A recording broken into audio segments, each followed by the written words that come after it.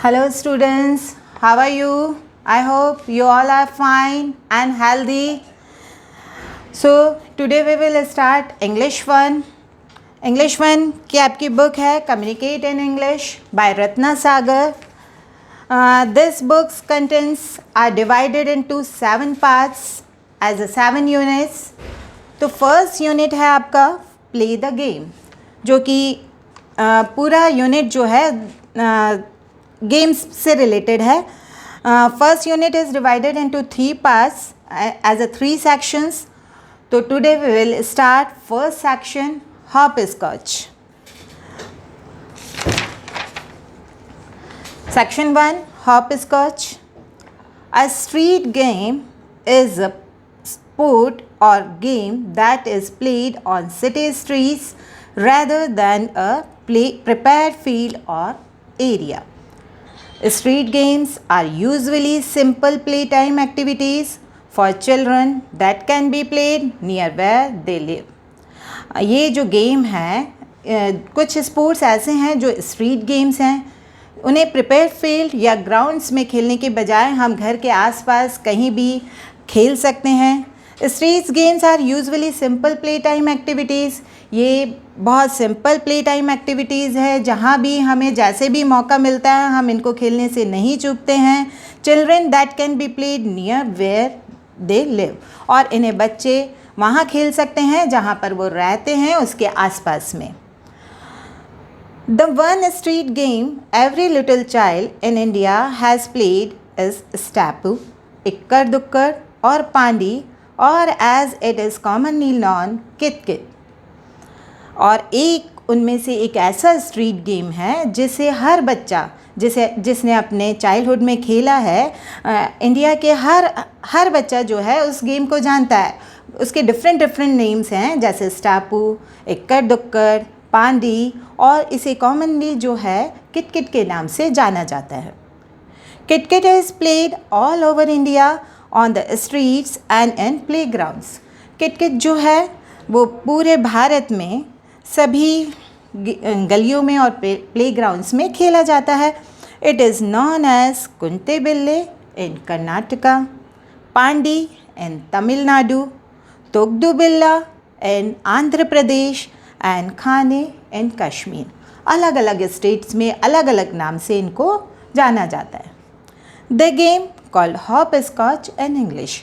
इसी गेम को इंग्लिश में हॉप स्कॉच के नाम से जाना जाता है. It is a part of our childhood. ये गेम जो है हमारे बचपन का एक हिस्सा है. इट इज़ अ good game for children because it needs very little space to play and can be played both outdoors and indoors. ये गेम इसलिए बहुत अच्छा है कि बच्चे इसे बहुत छोटी सी जगह में, इसको खेलने के लिए बहुत छोटा सा स्पेस रिक्वायर्ड होता है. इसे बच्चे चाहे तो घर के बाहर भी खेल सकते हैं और इंडोर में भी खेल सकते हैं, यानी आउटडोर और इंडोर दोनों जगह ये गेम खेला जा सकता है. A chalk is used to draw a course of 8 numbered square on the ground like this. अब एक चॉक चाहिए होती है सीरीज़ बनाने के लिए ऑफ 8 नंबर्ड स्क्वायर्स, जिसमें हम 8 नंबर के स्क्वायर्स बनाते हैं ग्राउंड में लाइक दिस. ये देखिए बुक में आपके ये पिक्चर दिखाई हुई है. इसमें 1 2 3 4 5 6 7 8 इस तरीके स्क्वायर्स जो है इस गेम के लिए बनाए जाते हैं. To play the game player needs a marker such as a flat stone, tile और शेल. इस गेम को खेलने के लिए प्लेयर को रिक्वायर्ड होता है एक मार्कर, या जैसे वो किसी भी तरह का हो सकता है, चाहे फ्लैट स्टोन हो सकता है, चाहे टाइल का टुकड़ा हो सकता है, या फिर कोई शेल भी हो सकता है. A player stands behind the starting line and tosses the marker into the first square. अब इस गेम को स्टार्ट करने से पहले प्लेयर को खड़ा होना पड़ता है स्टार्टिंग लाइन के सामने एंड टॉसेस द मार्कर, और मार्कर को डालना होता है इनटू द फर्स्ट स्क्वायर में मार्कर को डालना होता है. then she hops over the first square to the second one और उसके बाद जिस फर्स्ट स्क्वायर में मार्कर को डाला है उसको हॉप करते हुए उसे सेकेंड स्क्वायर में जाना होता है। At the 8th square the player turn around, और इस तरह से कंटिन्यू उसको 8th स्क्वायर तक जाना होता है और वहाँ से उसको वापस टर्न करना होता है। Hops through the squares one more to the second square, और इस तरह से उसको सेकेंड स्क्वायर पर आकर फिर उसको यहाँ से here she poses and picks up the marker from the first square, वहाँ पर उसको रुक कर और फर्स्ट स्क्वायर से मार्कर को उठाना होता है। Hopes over the first square and steps out, और उस फर्स्ट स्क्वायर को कूद कर बाहर आना होता है। Then she tosses the marker into the second square, और इसी तरह से अब सेकेंड चांस में उसे मार्कर को, जैसे उसने पहले फर्स्ट स्क्वायर में डाला था, अब उसे उस मार्कर को सेकेंड स्क्वायर में डालना है और सेम वही वाला प्रोसेस उसे कंटिन्यू रखना है। जिस स्क्वायर में मार्कर डाला है उसे कूद कर आगे जाना है और सेम वही प्रोसेस से वापस टर्न कर उसे वापस आना है, थर्ड स्क्वायर से उसको मार्कर को उठाना है। The game continues like this, game इस तरह से चलता रहता है until all 8 squares have been played and the player completes the lap successfully, और जब तक कि वो पूरे 8 स्क्वायर्स इस तरह से कंप्लीट नहीं कर लेता तब तक वो पारी सफलतापूर्वक ख़त्म नहीं होती। ऑल हॉपिंग इज़ डन, जब पूरे 8 स्क्वायर का ये जो प्रोसेस है ये कंप्लीट हो जाता है ऑन 1 फुट, एक पैर के ऊपर, unless there are 2 lateral squares, सिर्फ उन 2 लैटरल स्क्वायर्स के अलावा, where the player has to land on both feet, जहाँ पर प्लेयर को अपने दोनों पैर जो हैं वो टिकाने होते हैं, with 1 foot on each square, हर पैर दोनों स्क्वायर पर, मतलब एक पैर एक स्क्वायर पर और एक पैर एक स्क्वायर पर। Hopscotch is a simple yet a skilled game, बहुत सिंपल ये गेम देखने में बहुत सिंपल लगता है लेकिन बहुत स्किल्ड गेम है। It requires physical ability and nimbleness and test the players balance and प्रिसिक्शन।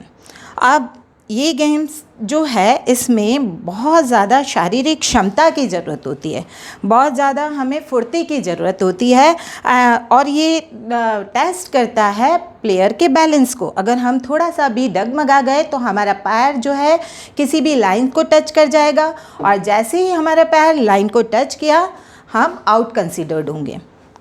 A player is considered out if the marker does not land in the right square, और player तब भी out consider होगा जब वो marker फेंक रहा है किसी स्क्वायर में और उसका मार्कर जो है राइट स्क्वायर में नहीं जाता है तो भी उसे आउट मान लिया जाएगा।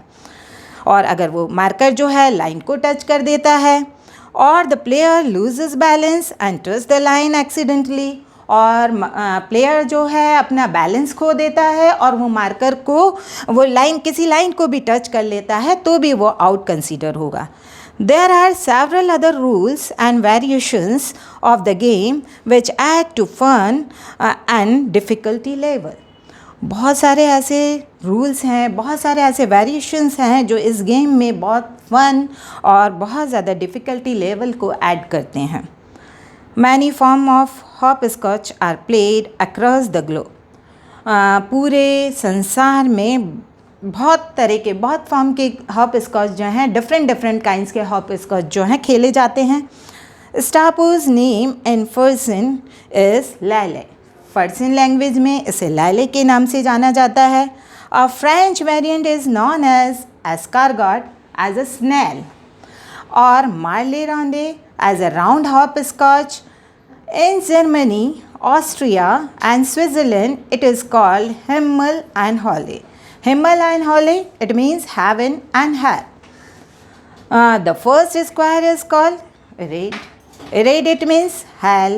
And last one is Himmel, it means heaven.